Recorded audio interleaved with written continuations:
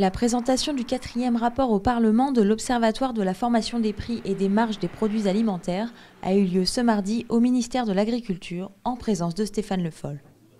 Moi, je voudrais, en introduction, d'abord saluer le travail qui est fait, utile dans toutes les discussions qu'on peut avoir entre les différents maillons de filières agricoles et agroalimentaires et la grande distribution. Ça nous permet aussi d'avoir des démarches un peu plus prospectives.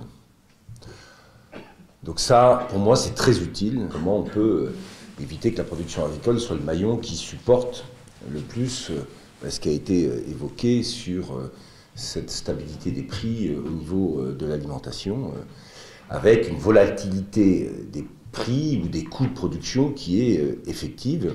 On a des prix des céréales qui sont passés de 2012 à plus de 350 € la tonne, à 150, 160, 170, et tout ça en quelques années, et quelques mois plutôt. J'espère que là, cette année, il y aura un niveau plus solide au niveau des prix, mais personne ne le sait. Ce rapport, c'est avant tout un outil, chacun doit en faire sa lecture, chacun doit en tirer ses conclusions. La première chose qui m'a frappé, et ça j'en ai déjà parlé, c'est l'extrême stabilité des prix à la consommation.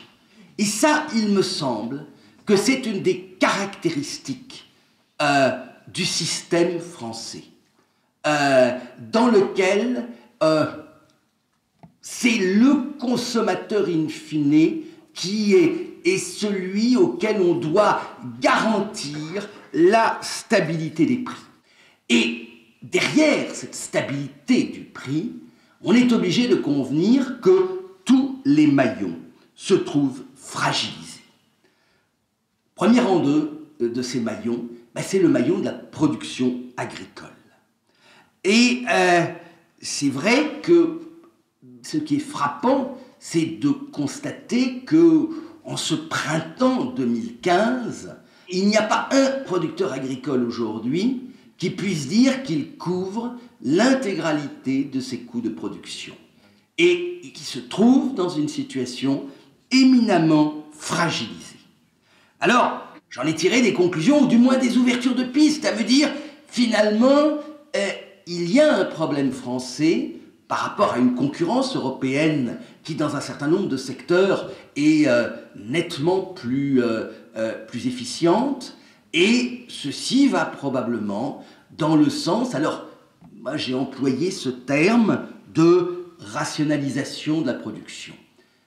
Comme Stéphane Le Foll, je pense que le modèle de l'exploitation agricole familiale est probablement sur la longue période celui qui est de loin le plus résilient. Maintenant, ce modèle ne doit pas être un modèle fondé sur des exploitations dont la taille est insuffisante pour offrir aujourd'hui à une cellule familiale un niveau de vie décent, ce qui incontestablement n'est pas le cas. Je pense qu'il est légitime de s'interroger sur des modèles différents et à la limite là je converge totalement avec le ministre sur des modèles plus d'agriculture de groupe et le GI2E, s'il peut relancer la dynamique qui fut celle du GAEC, même celle des CETA, me paraît quelque chose de tout à fait intéressant.